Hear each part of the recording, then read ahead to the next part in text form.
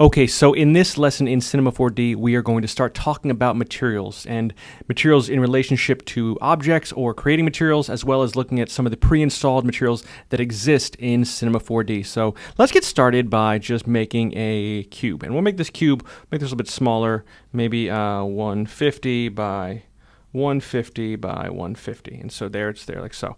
I want to put this not so it's in the middle of the layer here, so it's above the layer here, so you can see that it's kind of in the middle of the floor. I'm going to put it up above the floor, which means for coordinates, I'm going to push it up on the y-axis. Now, I know the cube in total is in the middle of the floor, so I'm going to bring it up 75, which would be half of 150, which would put it on top here. I'm going to zoom out, hold in the 2 key, and zoom out a little bit, move around. Like so. Simultaneously, we're going to make a plane. We're going to make a ground plane here, and just have a plane. That'll just live on the floor. We'll just make this a little bit bigger, have this stretched out like so, and so we can see this kind of on the floor. Great, and now we can just take this cube and say move this on the z-axis, or make the cube, and we'll move this on the z-axis here. We'll just put it kind of there, and we'll rotate and angle it just a little bit to turn it a little bit this way. Great, fantastic. We're going to make some other objects while we're here. I'm going to hold this down and make a sphere. I want to make a sphere. Again, I'll put some more sides in my sphere here. Under object, we'll change it to 16 to 48. Put a whole bunch of sides, NB to show the sides there. I'm going to hit the E key, and I can see that my sphere, the radius of this is 100. So if I bring this up 100, it'll bring it up onto the platform. And so now it's there, kind of sitting on the platform. Oops, careful. And so now it's there on the platform like so. And so we can see this as an object that's sitting on a platform. I'll hit NA to go back to just this regular garage shading. Simultaneously, we're going to make a tube. I'm going to take my tube. I'm going to move my tube over a little bit. We'll move it over to here. I'm going to turn it sideways. So I'm going to go to tube, and I'm going to go to object and go to coordinates and put it on the z-axis. So just facing that way in the z-axis. That way I can just rotate it a little bit. Maybe we'll add some more sides to it, and we'll say in here, let's add some more rotation segments, maybe 32. Make it a little bit rounder, and the inner radius right now is 50, the outer radius is 100, so I'm going to raise this up off the ground 50. So, well, actually, sorry, 100 because it's a radius. So it's there, and we'll make this a little bit longer in total length, just so it's there. Kind of just adjust it a little bit. I just want these 3 objects so they're visible. I'm switching between the E, R, and T keys to change the size of this and change the rotation of this, just so we can see this. But I'm going to go with the tube here, and for the tube, I'm going to also throw in object and throw in some filleting. And so it has a little bit of roundness on the edges. We'll add some more segments to the roundness and change the radius of the roundness. So we have, I don't know, some kind of a rounded edge tube there. I might add some more rotation segments, maybe 64, just so it's really round, really nice. There we go. We'll do some height segments as well, even though I don't think we need it in this case. We have this tube. Command R, these guys look like this. Great, cool. And one more thing, just for fun, we're going to add in a human figure. And so we're going to go to a figure, and we're going to put the figure there. Now the figure is really small. He's kind of hidden inside of the sphere, so we'll bring him out. Him or her, I guess it's a whatever figure we want it to be. There we go. So now we have these 4 objects on the screen here. We'll just move this around, holding the 1, holding the 2, holding the 3, just so we get an angle here. Great, I'm just going to put this in the center of the screen here. And so we have this in the middle of viewport. So I can go simply enough, and I can go to the asset browser here and bring up some materials. And we've done this before, and we hit Shift F8, and we go to the asset browser, and we start to look at some different materials. Now, if you go in here and you look for all, you're going to see everything that's there. And they have some objects, some lights, some materials, etc. But if we go into materials here, or if we search by just materials up here, we can see just the categories of materials. Now, they have these groups of materials that are here, like carpet, like ceramic, like fabric, like glass, like leather, etc., plastics, all this good stuff. You'll see this little red, this little hexagon here, and that is letting me know that this is built inside of Redshift. Maxon, the company that owns Cinema 4D, also owns Redshift. So these are materials that are based on using the Redshift renderer. In some future lessons, we'll talk about different types of renderers, but for now, we are using the standard renderer. So in here, if you go to the little Command B here and go to the little render settings, you'll see that we're using the standard based renderer here. So we're only using the standard renderer here, and we only have those controls to use the standard renderer. So we're going to slip away from the Redshift renderer, because we're going to talk about that in the future. But for now, we're going to look at the standard and physical rendering or standard and physical materials here like so. And we could say, for example, put some wood on here, and they have these categories of woods. You can zoom in and see different size or different categories of wood. We could put this, I don't know, there's old wood planks onto the ground plane. So we could click and drag and pull this onto the old wood planks. You'll see it will download this. And then here on the plane, it'll put this tag for this material tag. And then as this renders, basically, you'll see that it has the wood planks. Now, we can talk about kind of adjusting the tag and making the tag look different, making it look smaller, or offsetting it to some other placement, or changing the length of it, whatever it may be, and making more plank boards, etc. But we could do that. For now, what we're going to look at is not using these materials here that we have, but we're going to start from the ground up and start talking about some material channels in creating our own materials. So we have this material here. We just brought this material in, so it does exist. It was downloaded. It's brought into our project. It does exist as a material, but we're going to look here into this guy here called the Materials Manager. Now, in an older version of Cinema 4D, this used to be on the bottom. I don't know. I'm kind of getting used to it over here now, but this is this button right here, this little globe-looking button here, this hollow crystal ball looking button. And you see, if I open this up, now that old wood material that I brought in, that I put onto a layer, exists here already. Well, we're going to say delete this. We'll just click on this and delete it and get rid of it, and goodbye. It still exists. We can still grab whenever we want to, but it's not in our Materials Manager right now. Well, we're going to hit the plus button and add a new material. You can either hit the plus button, you can hit Command N, or you can go to Create, Materials, New Standard Material. We're not doing a physical based render material, a PBR material, or a PAPS Blue Ribbon material, and we're not doing any kind of other material that might be a Redshift based material or anything like that. We're going to use a new standard material, and so there. The default for new default material is, again, Command N, and that is our default material. But here's the trick. So we can hit here, we can hit Command N, and it would make a new material, and that's a simple material. We can also, simply enough, in this area, just double click, and that will make a new material automatically. And so this is our material. And so if you look in the material, we can take this material, this new material, and we can put this on, say, the ground plane. And so we're going to click and drag it to the ground plane and put it there on the ground plane. And now we can click on the material, and you'll see there are some attributes to control the material. Down here, we can look at something like the color, the reflectance, the illumination, some of these other controls, the basic controls, etc. We could rename this material and call this floor. And now it's not called matte anymore, it's called floor. So now we know this is the floor material. And in here, we could go and adjust some of the color controls. So we could crank up the hue, change the hue, increase the saturation, make it green, and then darken the volume. And then here we have this shade of green. It would look like a standard shade of green. Congratulations, we have made a material. We have it there. This attributes manager over here, or this attributes manager that we've seen for all kinds of things, for objects, for lights, for backgrounds, etc. I don't necessarily love this for materials. It's okay for materials if you want to work quickly. But if you really want to work with materials, what I really recommend doing is to double click. And double clicking will open this up into a new window. And this is the material editor. And this really shows you all that you have available inside of here to look at the materials more descriptively. So a materials editor consists of multiple channels, and we'll look at some of these channels. We'll see how many channels of these we can get through without wasting too much time and going into every last detail. There are a lot of details in here, and there's a lot of ways to control materials. We won't go into all of them because it would take days, and so we'll just kind of start with some basic fundamentals, and then you can explore some materials as you need to. But let's talk about them simply enough. By default, you start off when you make a new material. It has a color and a reflectance channel. These are called channels. We have a color and a reflectance channel. And you see when I click on color or reflectance, I can turn reflectance off and turn it back on again and make different kind of materials. So we're going to get rid of this plane, or actually we're going to change the floor here to just a shade of white. So we're going to go here to color, and I'm just going to make this lose all of its saturation and bring up the brightness, and now we just have a white floor. So we have standard, basic, simple white floor. We'll hit Command R, and it looks like a white floor. Fantastic. We're going to make another new material, so I'm going to hit here, Command N, or simply enough, double click, and make a new material. We're going to call this material in here in the attributes. We'll call this, we can just click here and get in here, double click, we can call this cube. And so this will be the material for the cube. We're going to put this on the cube. I can simply drag it over here to the cube and put it on the cube. Great, this is the cube material.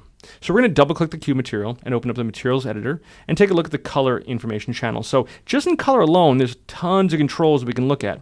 Right now we are controlling this based on HSV controls, which is basically hue, saturation, volume, as I understand it. And so we're going to change this to, say, a shade of pink. We're going to increase the saturation of the pink, make it more pink, and then we can control basically the brightness of the pink and make it more brightly pink. If we want to do some other controls of colors, we have the HSV controls. We have the RGB controls, so we can control this based on levels of RGB. You know, we can make it 255 by 255 by 255 and make it there purely white, or we can make it just 255 by 0 by 0 and make it purely red. So there's those controls as well. There's also in there. In the T, we have color temperature, or we have basically controls that we can adjust some temperature of these colors in another color scheme there, like so. There also is a color chooser in here. You have this color chooser where you can choose different shades in there, and you can see what's happening down here. Even if you're in RGB, you can see different ways of controlling the color and pulling color and etc. there. You could look in this method, which gives you the old Adobe-based color controller. Again, go through your different shades and pick your color there. And there's also an area where you can bring in a file and you can reference a file. So if there was a picture of something you wanted to bring in, say a picture of some other file, we can go here to my drive here and go to FX class, and maybe in L1 workflow we could bring in this picture of this USA map, and we had a selection of colors that we could pull from this USA map, and we could bring this in. I believe we'll bring in JPEGs, and so there may be some problems with the different types of files it will bring in, but there should be some references to types of files it will bring in there. We could say simply, let's bring in this JPEG of this giraffe here. I'll bring this giraffe, and we can bring in a giraffe and see some of the images of the giraffe. There it is. Really big giraffe. Ooh, really big giraffe. We're going to scroll a little bit to see anything worthwhile. There's a giraffe. There he is. Really big file. But now we can use the eyedropper and we can reference some parts of this. Yeah, it's going to ask me if I want to allow this to grab there. We're going to allow this to grab some colors here and say boom. Oh, stop. Yes, Cinema 4D. I will allow you to pick colors. Cool. Fantastic. Will you let me grab it now? Yes, I did this. Anyway, this would be your ability to choose colors. Cool. Excellent. So, again, we'll let you grab colors later. Excellent. You'll work fine for now. Anyway, we can use this to grab different colors, etc. It'll work even without restarting it. There it is, like so. So I can grab in colors. If you want, you can go to the controls for hexadecimal colors. So you can bring in the hexadecimal values. I don't know much about those, but if you're a web programmer, you can get into those different types of colors. There's some mixed colors that you can choose between, and there are some color swatches of some palettes you can bring in there, like so. So these are all the ways you can change colors. For now, we're going to leave this alone. We're going to go back to HSV, and we're going to look in here in the HSV controls. You will see a control here that says brightness, and it will ask you about brightness. So brightness is a weird term. In this case, yes, it in fact means brightness. I know that sounds weird. It does refer to the actual brightness of this in here. But brightness in terms of channels often refers to the amount of channels. So for example, if you look at diffusion, diffusion has a level of brightness. Well, what's brightness of diffusion? Well, it's not necessarily the brightness of the diffusion, it's the amount of diffusion that's in here. Or the transparency has a transparency control that says brightness. Well, why are they saying the brightness of the transparency? What does that mean? That means the amount of transparency. So if you look at these different channels, the brightness is kind of like a value. It's basically a value of how much of this exists. You'll see brightness referred to in several different places where it refers to brightness as an idea. In those places where it talks about brightness, what they're usually meaning is the amount of it there. So if you think that the black color is 0% brightness and the white color is 100% brightness, they're saying that, you know, black is basically nothing and white is 100%, that's what that would be. So it's basically in terms of how they think about it in terms of the color information or the amount of each of these channels, what it may be. So it will be brightness here. You do have a degree of 100%. You can go up higher than this. So you can go up to 200%, which Sounds mathematically impossible. I know, crazy. And you can go up to 500%, which is really, whoo, look at that. So don't always trust that these values maximize at 100%. Even though the slider here may maximize 100%, it's not necessarily the case. Anyway, we have this hideous brown color. We're going to change this to a yellowish color, maybe a yellowy orange. There we go, kind of a yellowy orange. We're going to crank up the brightness a little bit, make it a little bit more orange. I think a little bit more orange. Now we have this orange solid. Command R or hit the render view, Command R, and we can see this. Oh, it looks pretty cool enough. I like it. It's good enough for me. I'm happy. Excellent. What we can also do here is in the color control, we can bring in a texture. So there are some textures we can bring in. You can load an image in here. So for example, on the desktop right now, I know that I just grabbed recently a JPEG of some camouflage texture. So I brought in some camouflage texture. We can bring that in. That will replace the color and say, you know what, we're just going to go with camouflage. It's going to ask us, this image is not in the project search path. Do you want to create a copy of the project location? Well, right now the project is unsaved, so it doesn't really matter. I'm going to say no for now. Forget about it. But now we have camouflage. No, look at that. We have a nice, cool looking camouflage box. Looks very, I don't know, military action adventure there. We have a camouflage box. I mean, I know you can't even see it because why? It's camouflage. It's like totally invisible, right? I mean, what box? You know, man, crazy. It was just there a second ago, but it's camouflage now. Anyway, we can do that. If we don't want that, we can say clear the image and get rid of it. There's some other textures you can bring in that automatically come with Cinema 4D. So in here, there are stuff like a noise pattern. And you can bring in a noise pattern and have a noise pattern. And then you can hop into this noise pattern. You can double click and go into this noise pattern, and then they have different types of noise. So now we have box noise, or we have displaced turbulence, or FBM. I don't even know what FBM is, but and Nutos and Stuple. Man, look at all these different noise types. If you want to, you can pull up this little triangle over here and see these different noise types. If you want to see pictures of these noise types and see what they look like.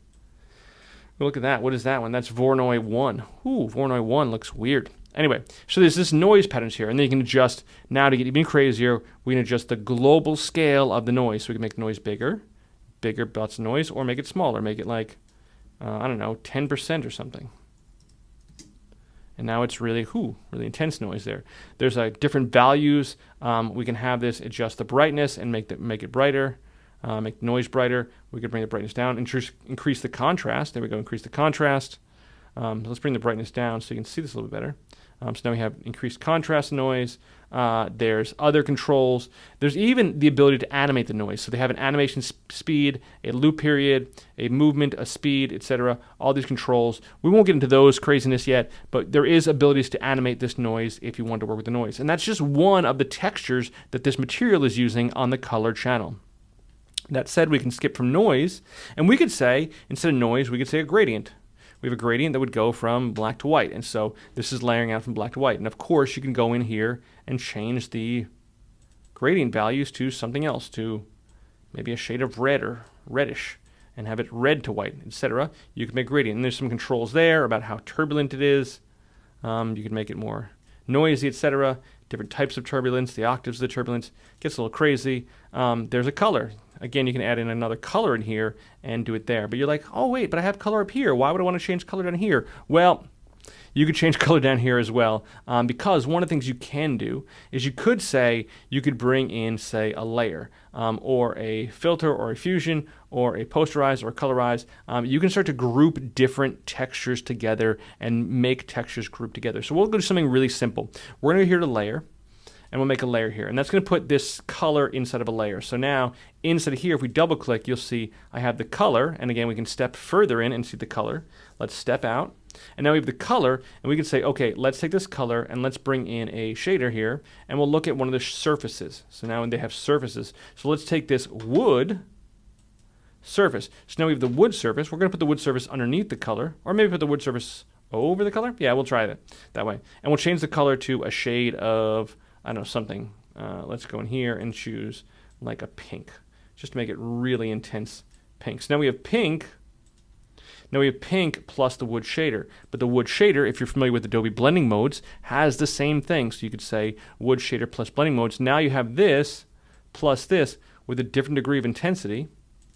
We could try different modes here. Now we have pink wood, and so you could bring that in there. And then simultaneously you go to shader and then bring in some noise and then say, okay, let's take the noise and make this, say, multiply, so it only shows the black parts of the noise, and then increase the intensity there. And now you're getting some kind of weird pink wood texture going on, very complicated, very involved. And then bring another shader of a Fresnel and say, oh, this is going to be set to multiply as well, or set to screen.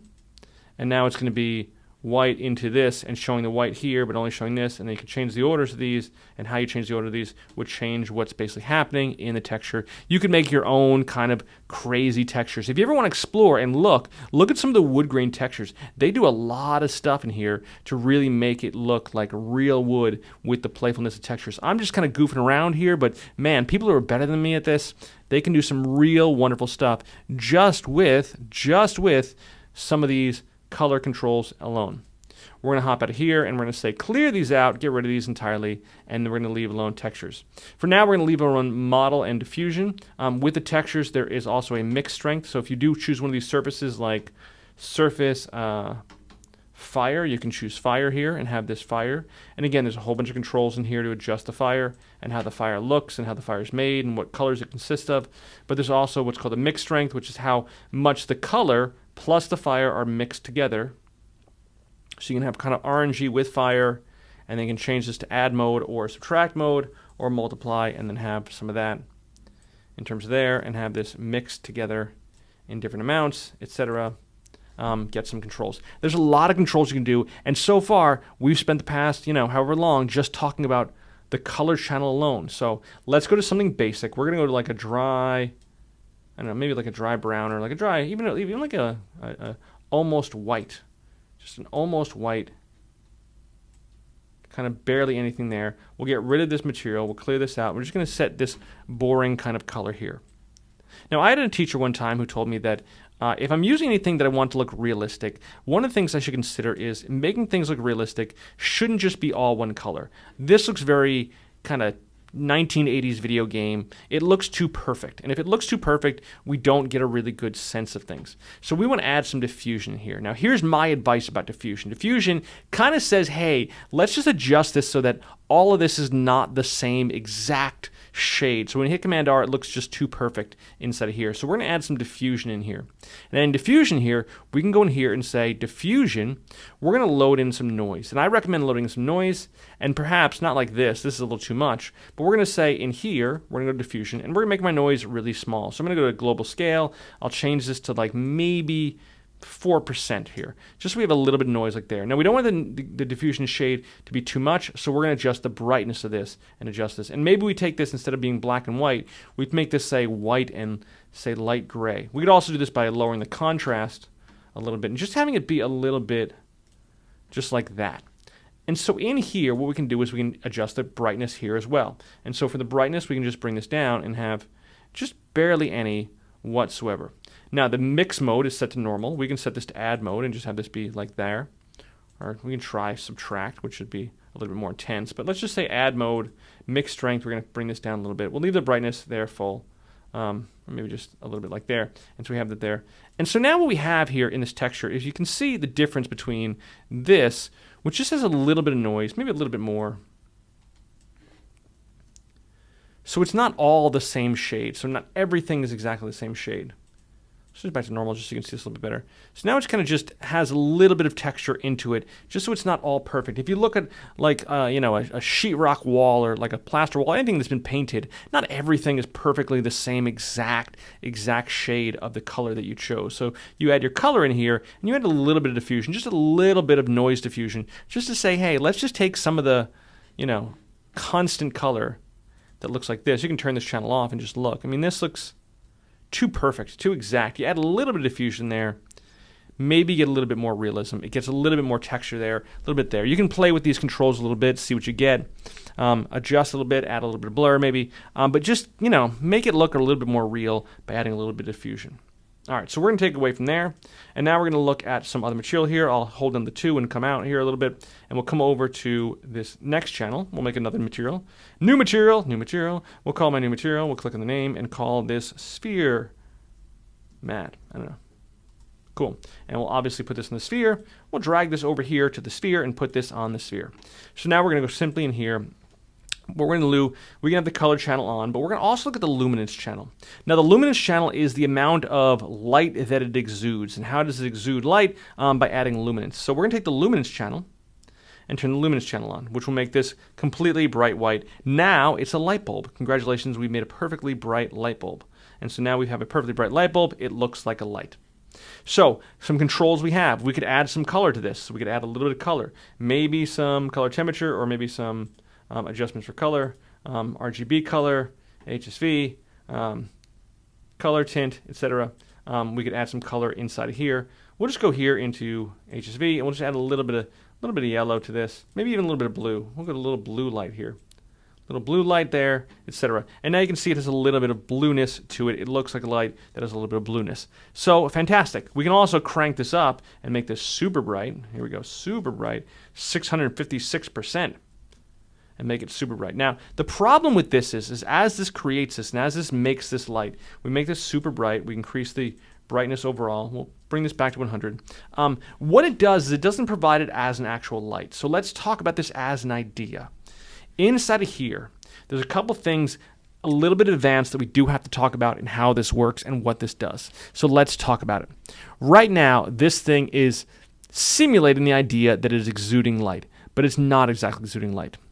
In other lessons, we'll talk about bringing in lights, and we can bring in, say, a light, and that light, click a new light object, we can make a light, and that light will change how things look and will affect things around it and do like so. So normally when we don't have a light, no light, this looks kind of simple and bland. But when we add lights in here, we start to get some shadows, we start to get some ambient occlusions, we start to get some things, and it looks a little bit cooler. We hit Command R and we see a little bit, oh yeah, that looks, see, there's a whole thing there with the light and etc. there. Well, that is an actual light. This sphere is not an actual light. It does not emit light onto other objects. And so that is a circumstance called global illumination, or sometimes referred to as GI. And that is a render effect. So now we have to go into render effects. Now I didn't want to go into render effects, but I want to show you actually how this works. Right now, if I hit Command R, we get this, which looks like this. And that doesn't do anything special or amazing for us there. So we're going to take a peek a little bit into the future and go to render settings, Command P. And in here, here's all the render settings. We'll talk about render settings in some future lesson, but for now, we're going to bring up an effect. Down here, you'll see effects. And under effects, you will see in here, there's something called global illumination. And we can add this in as a global illumination effect. Now, we'll talk about how this works and what this does in some future lesson, like I said. But for now, I just want to bring this up quickly so I can show you how awesome luminance control is. So now, when I have global illumination enabled, little checkbox next to global illumination. Now when I have global illumination enabled, I hit Command R and it will apply the global illumination. It's hard to say. And now you can see, oh, it's doing something now. It's creating now I have a light that's actually illuminating this and creating light. And if I crank up this light now, double click and go in here and change the brightness to say 400 or something, make a more intense light, Command R. It's going to process down here again. Look at it processing. It's going to be an even brighter light with a slight blue tint to it. Oh, look at that. So now if I really want those controls, I really want those abilities to have that light doing what it's doing, I can bring in the luminance values. So that's if I want actually this thing to be illuminated like so. We'll talk about global illumination in the future and talk about some other things that global illumination will provide for us, but that is one of the basic things that it provides for us. Again, it will not show up, that global illumination will not show up. It won't waste render energy because global illumination does take a little bit of energy to render, but it won't waste render energy trying to just play this in the viewport. It's not until we render this that it allows us to really see what the global illumination is doing. We're going to bring this back to 100. We'll leave this alone and have it there as an idea. And so now it's going to be a little bit less bright. Now, if this is the only light source, hey, this light source is not so bright. And so it's not going to give us a lot in terms of brightness. So we're not going to be able to see the rest of these things. So we're going to have to bring in some other light source. To make our lives easier, we've done this before, I'm going to go here and go to the light, hold down, and choose a physical sky. And that'll put a sky around us. It'll put a world around us that we can see kind of this physical sky, that we can see this whole sky that lives around us. I love that. And so now when we hit Command R, we'll still have this making a light, but we'll also have the physical sky, so this is going to look really pretty. There we go. So we can see this is here. One of the things we can do as an idea, here's a trick. We're going to take another material. We're going to go to another material, and we're going to make this material called Figure Matte, or call this Matthew, because that's his name, Matthew. And we're going to put this on the figure here. And so one of the things we can do as a technique, as a trick, which I've seen people do before. Right now we can see Matthew here, and Matthew has some dark shades. We can see where his elbows are and where his wrists are and where his shoulders are, and we can see him as a full kind of 3D figure, and that's the shading. The shading allows us to see him as a full 3D figure. Well, if we wanted to make him a 2D figure, we could actually take just Matthew, turn out the color, turn on the reflectance, and then turn on the luminance. And we turn the luminance, that provides light, but it doesn't provide 3D-ness. And so there is this idea that some 3D modelers are using, or some 2D animators are using 3D models to make 2D animations. So you could make something that looks like this, and guess what? He looks completely like a 2D thing. He'll look like a complete 2D object, even though he's in 3D space. Well, why would you want a 2D object in 3D space? Well, it might be easier to take Matthew here and animate him to, say, move back and forth and interact like this, and you could do it like this and have him move and walk and turn around, and you can see which way he's facing. If I was going to do this in a 2D program, I'd have to redraw him every single time. But now I have the versatility to tilt him, to scale him up, to move him around, etc., all the things I want to do. I can make him bigger or smaller, etc. I have all these controls to move him around my screen and then have him just be a 2D model. So in terms of parts, I can just make certain parts of this 2D, and then I can move them around and have them in here, like there, as a 2D thing. So that trick of using the luminance channel to make something 2D looking, just using luminance, because when you illuminate something, if you ever look at a light bulb, you can't see the light bulb's 3D texture to it when the light is on, because the light is too bright and it just looks like nothing that provides shading, and shading is what gives you that 3D element. As soon as I apply reflectance, you now see, oh, now there's some shading. As soon as I apply color, you see, oh, okay, now he's responding to color, now he has some values there, and now he looks like a 3D thing. But without those, I can just put everything in the luminance channel. And you'll see some people who make materials, some people who are better than I, obviously, who make materials, which is not really hard to do, but some people who are better than I, just use the luminance channel. Do everything in the luminance channel. And there's a lot you can do in the luminance channel if you can get playful. All right, so we have a little bit of that. We're going to leave luminance alone. We'll leave him like there, and we'll go to one more material here. I'm going to zoom out a little bit, hold down the 2, 1 over, and we're going to go to my tube here. Again, command double click, or just double click, and we're going to go here, material, and we're going to call this tube matte. Tube matte. And for the tube matte, we're going to go in here, and we're going to look in terms of the tube matte. We'll put this on the tube. They're in the tube, and you see the tube matte is in the tube. We're going to look here at transparency. And for the next category, we're going to look here at transparency. And inside of transparency, we're going to say, let's add in some transparency. And that will make this transparent. And so we can have some transparency, and then when we render this, we can see how transparent this is. All these materials like there. It's taking a little bit longer to render. Getting a little bit more complicated. And for now, just for amusement's sake, we're going to go in here into the render settings, and I'm going to render settings, and I'm going to turn off in the render settings. We'll go in here and turn off global illumination. That means this thing won't illuminate anymore, but it will still exist, and it will take a little less time to render. Oh, look how less interesting that looks now. But it's okay. We're going to take it for what it is. So we're going to go back to the tube matte here and look at the transparency. So you can apply some color to your transparency. You can make it semi-purple transparency, whatever it may be, and make it have a purplish tint to it, and therefore it would have a purple tube here. Great, we could have this purple looking tube, etc. You're seeing on this system it's taking a little bit longer to render. If I have a faster card or a faster processor, we could render a little bit faster, etc. What's most important for me about rendering transparency is what's called the index of refraction. And the index of refraction right now is 1.517. If you're a super nerd, you can go onto the interwebs and you can go here and you can go up and look at refractive index inside of there. And you can go to Wikipedia and you can say, let's look at refractive index and learn all about how light, when it goes through something that's transparent, how the light bends and creates this bent ray. And that's how you perceive glass objects or clear objects that are transparent, but also you can see that they exist. That's why, unlike a bird or something, you don't run headfirst into a window, because you can see a little bit of refraction, or hopefully you can. Otherwise, you probably ran into a bunch of windows. Anyway, in here they have different refractive indices, and these little refractive indices, you can see that for for flint glass is 1.69, and for water is 1.33, and for hydrogen is 1.000132, and crazy, and for diamond is 2.417. And so if you wanted to make this into a diamond shape, you could go here and type in 2.417. And so we're going to go to the refractive index and type in 2.417. Boom, and it says, oh, okay, let's render this again, see how this looks. This is a diamond shape here. We'll get rid of the color here. We'll just go to good old-fashioned glass. Here we go. Nope, I added some color. Sorry, let me bring the color back. The transparency, let's change this back to white here. And we'll just have this be more glass-like. And this is more like how a diamond would refract light. If you see a difference here, cool, but you can see some little bit of conceptual difference here, and so that's there.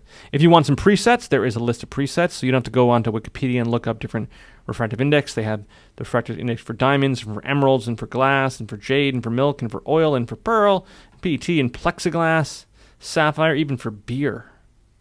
The refractive index for beer. Weird. Command R, again, to really appreciate it. And you can have it look like that. Crazy. We're going to go back to glass here. We'll stay alcohol free, and we'll keep this like glass. And so now this is the refractive index for glass, 1.5171. I know you all had that memorized. Clearly, that's what we do in our lives. Tell your family later. Ask them if they know what the refractive index for glass is, and then brag to them that you know it's 1.5171. There you go. So how smart you are. There's a secondary control in here called absorption color. I kind of like absorption color rather than adjusting color here. Color here always looks kind of boring.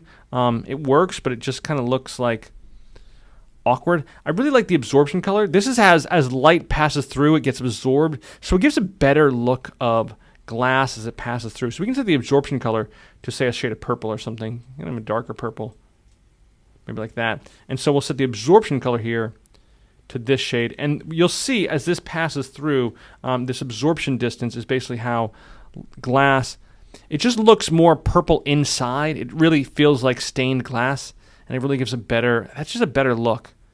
And so it kind of comes in there. We'll kind of wrap around here, see how this looks on this side.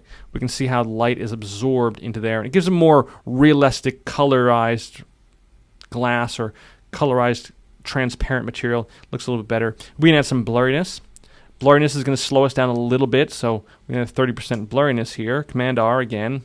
Some of this stuff won't come in until you hit Command R and preview this inside the screen, so you are going to have to hit Command R. You can see how this is taking a little bit longer to make this a little bit blurrier. Look at these little buckets here. My computer system's starting to warm up a little bit. I can feel it. Maybe 30% was too much. Whew, taking some time. All right, let's leave this blurriness alone. You'll get the idea. Play with it. Play with your system. You'll get there. Now, the most important channel that we're going to get to today is going to be the reflectance channel, and the reflectance channel is really involved. Let me talk about the reflectance channel as an idea. If I take a material like we're going to take this sphere, for example, and I'm going to take the sphere, and I'm going to get rid of the luminance, and we're going to go back to color, and look at the sphere. If I look at the sphere here, even if I put a color on the sphere, we'll choose like a light shade of blue here and make this bluish there. You're going to see hot spots. And the hot spots are going to be from the sky, a little bit of a hot spot. Now, if I take the sky, for example, I take my physical sky, and I was to go to my physical sky and say, let's brighten up my physical sky or the sun, and I would increase the intensity of this and make this brighter. You're going to see some definite hot spots there. Definite hot spots that are there. We'll just look at the cube here, and you can see some hot spots that are occurring in the sky. If I make this even a little bit less dark blue, a little bit lighter, there, you're going to see some obvious hot spots inside of here. Here's my hot spots there that you're seeing in the sky. If I were to put some kind of a light on here, just a good old-fashioned traditional light, and I was to bring a light in here, you're going to see that light as it comes in here. We'll take the light, and again, we haven't talked about lights, I'm sorry. Intensity, we'll make this like 200. This is going to make more of a hot spot right here. So we have some definite hot spots happening where the light is. I don't even know if we need 200. I'm just going to go to 100. I'm going to hide my tube for a second just so we can see this render a little bit quicker. And so cool. We have some definite hot spots here. And that hot spot inside of here in the sphere material is what's called the default specular reflectance. It reflects light. By default, it reflects light. And we can control this, how much it reflects light, etc., by controlling the width, the fall off, the inner width, the specular strength. So we can crank up the specular strength, and we'll have this be more specular highlights. There, now it's more bright. We can make the width a little bit bigger. Now it's going to reflect a little bit more. So we can kind of control how this works. Increase the width, decrease the width, or decrease the specular strength and make this stronger or wider or bigger, etc., and have those controls there. We'll leave bump strength alone.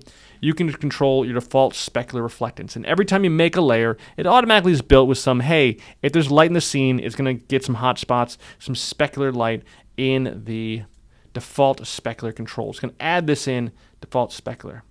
Which is normal, which would be weird. But what we're going to do is here is we're going to add and delete this. And so this is what's called a control here. And so we have these different types of reflectance modes. So I just took this reflectance and I just said, hey, let's just delete this, and we're going to add in a new type of reflectance, something that actually is reflectance. And so now we have these different types of reflectance modes: Beckman, GGX, Phong, Ward, anisotropic, Lambertian, Orenayer, Irawan for woven cloth, reflection, legacy, specular, bling, and specular Phong. These are these different types of specular. Now, if I hit undo and I go back to this default specular, you'll see this default specular is actually a specular blend legacy. So if you ever want this back, you can get the specular blend legacy. But I don't know if I really want this. What I really want is this thing to be totally chrome. I really want to make a good chrome. So we're going to add in a different type of control. And so in here, in this kind of mode here, we have a Beckman reflectance, and we have a GGX and a Phong and a Ward. I don't know much about the differences between these. Everyone on the internet says Beckman is great. I kind of like GGX. I don't know why. I just like it. I just like the way it looks. It's cool. So now I add the GGX in here, and all of a sudden, this thing becomes reflective. And now it's reflecting the sky that's around it. So now we see that it's actually reflecting the sky that's around it. I'm going to delete the sky for a second. I'm going to turn up the physical sky just for a second. I'll actually just delete it. I'll just turn it off for now.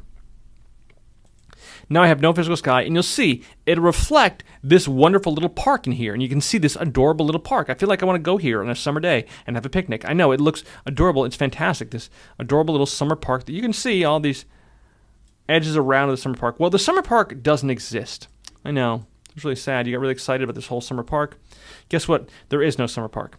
It's not there. Because when I hit Command R, guess what? It doesn't reflect the summer park. What it reflects is this cube over here, this little figure over in the corner here, and the ground floor. That's all it's reflecting, because those are the only thing that actually exists in the room. So where is this summer park? What happened to it? Where does it exist? Well, it doesn't. And it doesn't because it's just used in the viewport in here, unrendered, as a reference. It's just providing you a reference so you can look and go, okay, that's what, if I had a summer park around me, that's what it would look like. That's the idea of where this would be. So I could have this kind of area in here and have this look like there. So this is my actual reflectance of what it would look like if there was a park around me. But there is no park around me. Now, that said, if I were to go here and render, Command R, I wouldn't see the park, right? There's just black around me. If I look around here, up in here in space, there's nothing. There's just black.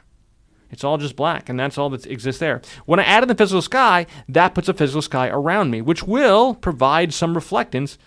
Okay, now I can see, because I have a physical sky around me, it got rid of the park. It said, hey, goodbye, park. I can now see that, okay, I still have my specular highlights, but now I have this world, this sky. I can still see the cube. I can still see the guy a little bit there, Matthew. I can still see the ground, but I can also see the sky around me, and I can see a little bit of that in the reflectance of how the reflectance looks. And so that will be my little bit of control to be there. Now, if I wanted to, what I could do, as an idea, crazy idea, is I can get rid of my physical sky, goodbye physical sky, and guess what? I see the park again. I missed the park. We could, and this is a little bit advanced, but we'll talk about it. We're here. Let's do it. Let's talk about it. We're going to go here into the sky controls, and we're going to add a sky, which will add a gray, boring sky around me. Oh, man. Gray, boring sky. And now, guess what? Unfortunately, my cube, or my sphere here, is just gray. There's just a gray world around me. It added a big, giant gray ball around me, kind of a sphere around this sphere. And now all we're seeing is the gray world. Well, what I could do, hypothetically, is I could make another material. Let's make another material, and we'll make a new material, and in here, in the color channels, not in the reflectance, we'll turn the reflectance off, but in the color channels, we're going to go here and we're going to load an image. And just for now, I'm going to load an image like camo texture. I know, this is a bad idea. Trust me, it's a bad idea. We're going to hit a camo texture, and we're going to bring in camo texture. It's going to say it's not in the search path. Yeah, no, I don't care anymore. And now I can make a camo sky, a camouflage sky. What does that mean? That means the world around me is camouflage, and now this is reflecting camouflage. I know, that's craziness, right? The whole world around me is camouflage. Well, I probably don't want to do this. I probably don't want to make the world around me camouflage. That would be a horrible idea. So what we're going to do is we're going to get rid of this, and we're going to do a new material. And so in here, I'm going to go to the asset browser. And if I go into these standard materials here, or if I go in, sorry, not even the standard materials. If I go in here, let's take a look, see if I can find this in the new version. We're going to look at not materials. Well, we'll look at materials. Let's see. Templates and presets. We're going to go into lighting, and we're going to look at HDRI, high dynamic range images. And in high dynamic range images, they have these different materials that'll provide different sources of materials. Like, for example, Sunny Park. And I can bring in Sunny Park. There's also default Cinema 4D background. And so we're going to bring in Sunny Park here, and we're going to look in Sunny Park. I'm going to bring in this material in here. Double click, it's going to load this material in here. So here's Sunny Park. What's great about Sunny Park is I can put this in the sky. And now my sky will look like this. And so now when I render, okay, now it looks, now I can see this park. If you want to, we can go to default Cinema 4D material, double click, download this asset. We can take this and drag this on top of this and replace this one. And guess what? Now when I render, oh God, there's my Sunny Park. That's what my Sunny Park looks like. There it is. Now you can actually be in the Sunny Park. Command R, it looks like the Sunny Park. There. So if you want to, you can bring in your own HDRI. So you can actually go, grab a 360 camera, shoot some high dynamic range images, and shoot some different things, and create an area around here. If we wanted a photo studio, for example, we could go in here and double click a photo studio, replace this with a photo studio. And so now we have this photo studio. Now it looks like we're inside of a photo studio. We'll talk about that when we talk about using HDRIs to create luminance, which we can do as another idea. Anyway, but that's how the reflectance channel works. We're going to go back to default Cinema 4D. So we have this as a sky there. So now you can see this inside of a sky there. This is different than having the physical sky. We don't want the physical sky. We're going to go with just this environment here. Great. This looks fantastic. Cool. Excellent. So let's look at this here. So right now we have this full reflectance here. We're going to go back to the sphere mat. Let's go here to sphere, and this is sphere mat. And so in here we can say, let's go to the reflectance channel. So we added this GGX reflection in here. This is a GGX type reflection in here. We can change the roughness, so you can see that there's a little bit of roughness, has a little bit of roughness, a little bit of texture to it as it reflects. We can lose the roughness. Now we have a super solid chrome. We can see everything. We can add the reflection there. You notice it has a reflection strength, so we can increase or decrease the reflection strength. This is the amount of reflection. And we can increase the specular strength. So you see there's a specular highlight right here. We could decrease the specular highlight, get rid of it, or have a really intense specular highlight there, and we have some controls. There's some more controls in here. I'm not even talking about half the controls. Again, I'm trying to do a simple lesson here, but this could really be 3 days of working inside, just playing with these controls to make materials. But I just want to show you simply enough how you can make materials. Now, in here, for example, we have a color channel, and that color channel was light blue. And so here in light blue, we had this being a light blue material. And if we take the reflectance off, you'll still see, hey, there's a light blue material. It's in there. It's light blue. We're going to actually get rid of this light that exists. Cool, no more light. So now we just have the physical sky around us. It looks like there. Great. But here in this material, if you see, we had, sorry, not this environment, sphere. In the sphere, we had this color, reflectance, no reflectance, we have the color, reflectance. Well, I want this to be this color. I want this to be this color, but I also want this to be reflective. So I want to have the color plus the reflectance. And so I'm going to go here to the reflectance, and there's a control here. There's a couple controls down here, one called layer mask, one called layer Fresnel. And so layer mask would be, if you wanted part of this to be not reflective and part of this to be reflective, you could turn on and turn off the amount of reflection. And remember, the reflection strength, or a lot of these controls, are considered brightness. So we're going to add a texture here. We're going to texture, for example, this is going to be a weird example, but texture, we're going to go to surfaces, and under surfaces, I'm going to choose checkerboard. and this is going to make this checkerboard. So now part of this will be, so in this, the texture here, the part of this, the black parts will be not reflective and the white parts will be reflective. So we can make this maybe smaller, maybe like 4x4, bigger blocks. And so now you can see that we can have part of this be reflective, part of this not be reflective. So if you think about, for example, I sometimes think about like a basketball, for example. A basketball, where the lines are in the basketball is usually painted on, and so they're highly reflective. They have a lot of reflection. They have a lot of specular highlights in them there, but the rubber of the actual orange basketball is usually less reflective. So you can actually control on different patterns. If you found different patterns here, you could say, I don't know, something like surfaces, brick pattern, or maybe tiles. You go to tiles and have part of this be reflective, part of this not be reflective, based on the amount of white or black that was in them. So we could change this to say black, and then these channels to say white, and then say, I'm doing this a little quicker because I'm going into some things I wasn't necessarily going to show you, but we'll talk about there, and we can change this to say rings, and then part of this can be reflective, part of this can not be reflective. So we can change the grout width to like 1, and then we can have this, I'm sorry, this should be white as well. And so we can change the grout width. Where's the grout? The grout color should be black. There we go. And so you can have part of this be different amounts of lines in here. Change the bevel width a little bit smaller to like 5. Maybe turn the bevel off. And now you can have different parts of this be reflective, parts of this not be reflective. So if you wanted to make something that had a color or texture that part of this was reflective, you could make this, etc., reflective or not reflective. Or even reverse, you could make this white and make these black, and then you'd have this be mostly, keep hitting the wrong one here. There we go. Have this be mostly colorized, but in parts of this not be reflective. If you wanted to add a layer mask in here, so it'll only be reflective in only certain parts of this. Look right here, it looks like a little heart. It's amazing. That's how kind of like a heart. Anyway, we're going to clear that out. We're going to make this be all reflective. Great. Now this is all reflective because the color here is just white. So it's just white. So it's only white. It's there. The control I really like, though, and it took me a while to find this one, is Layer Fresnel. It's Fresnel, which is Fresnel, not Fresnel. Don't trust anybody who calls it Fresnel.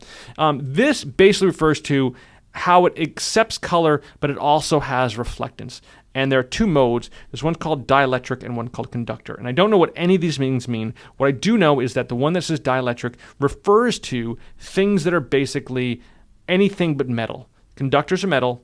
Everything else that might be reflective, plastics, shiny, laminated things, they're all going to be under dielectric. And under dielectric, you have some presets. And now we can see, okay, this is showing the blue, but it's also showing the reflectance. And this is what we really want. We want good looking plastics or plexiglass, etc. They have an index of refraction strength, and you can go into some customs and choose some of these customs here. So if this was, say, plexiglass, you'd have this be plexiglass, and it would look like this. And so this would be the index of refraction, the IOR. You could have a control here for IOR, and you can have a control for strength for how reflective it is, or how much the layer Fresnel is incorporated in here. So the 0 is completely reflective, and then we bring in some of the original color back in with this strength in here. You can invert this and make this there. But we'll leave this alone, and so that'd be there. If you wanted to go to something like conductor, now you can see under conductor we have different types of metal. So if you wanted to make this, say, aluminum, you could make this aluminum, and you could play with a little bit of control here. Aluminum doesn't have much going on in terms of strength, but we could say nickel or something, and you'd start to see some more color in here. These are more of your metallic-based Fresnels, the conductor category, or you could have a little bit more plasticky, laminated poster board, etc., and go with the dielectric. That said, to go a little step further, what we can also do is we can also go in here and we can add in multiple different layers. So if, for example, you had an outer layer, say, for example, I'm thinking about like a dining room table that may have the top of it be laminated, but underneath there's a wood grain, and that wood grain has a certain level of reflection. Simultaneously, the laminate above also has a certain level of reflection, so you're getting different specular highlights, you're getting different amounts of reflection. You can get really complicated with how it plays reflection by adding multiple layers of reflection. So you can add in this, and then also add in, say, another, we'll add a Beckman in this case, add another Beckman underneath this, and then have this layer underneath, and then have this layer be additive to this layer. So you can have this different levels of reflection, and then play with, say, a layer color, go to surfaces and grab like a wood, and we'll just take a look at this, how this is. And so now we can start to play with layer 1, which is adding in a layer color of a wood grain inside of here, or even a layer mask or a layer Fresnel, and we can get some different levels of different controls and mix them together. And so it's a lot going on here. There's a global reflection brightness, a global reflection, global specular brightness. This is for everything involved, but you can start to mix in some different levels of controls of how these things blend together. We'll put layer 1 under layer 2. We'll switch this to add mode. We'll start to get some different patterns here. And you can mix these a little bit together and get different amounts of different things mixed in there. So Command R, boom. You're going to start to see some different, kind of the overlying texture and the underlying texture there. The wood's not really working for me. Let me go to checkerboard just to show you an example here.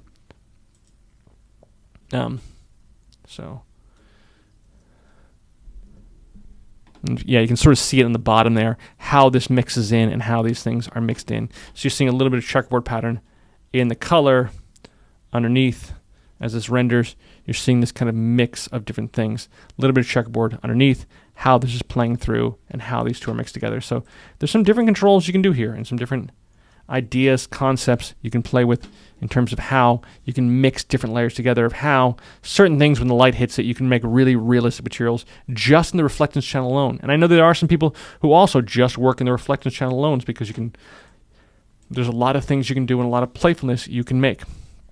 Anyway, we're only about halfway through the material editor. Like I said, we can go through a lot of the material editor. We're only about halfway through the material editor, but I think that's all we're going to cover for now. There's some other things we can do with fog, with bump, with normal, with alpha, with glow, with displacement, etc. We can talk about those things. That will take some good time to talk about. But we're starting to get in the ground floor of how basically materials work inside of here and some fun we can have. So I think we're at a good place. Talked about reflectance, talked about transparency, talked about luminance and diffusion color. We're halfway through. Yeah, I think we're in a good place to talk about materials.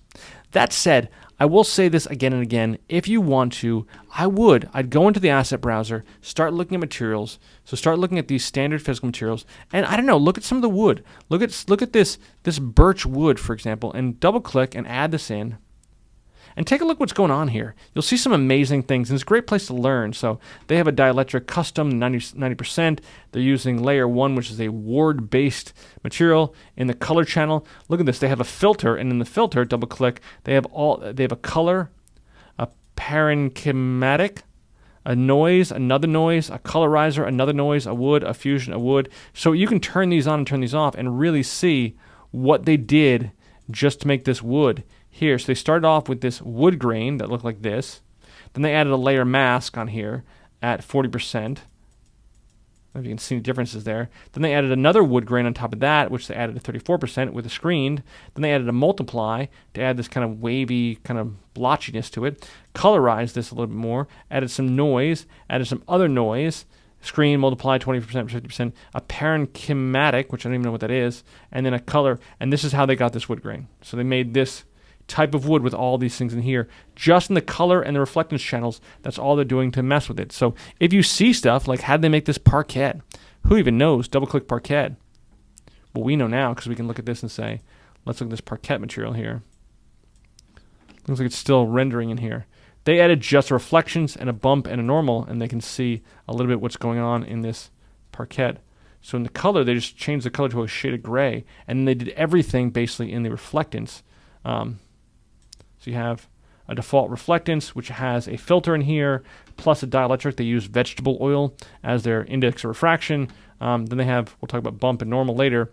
Anyway, they made a whole bunch of things. So there's a whole bunch of ways you can play and a whole bunch of people who are making really great textures just by playing with stuff.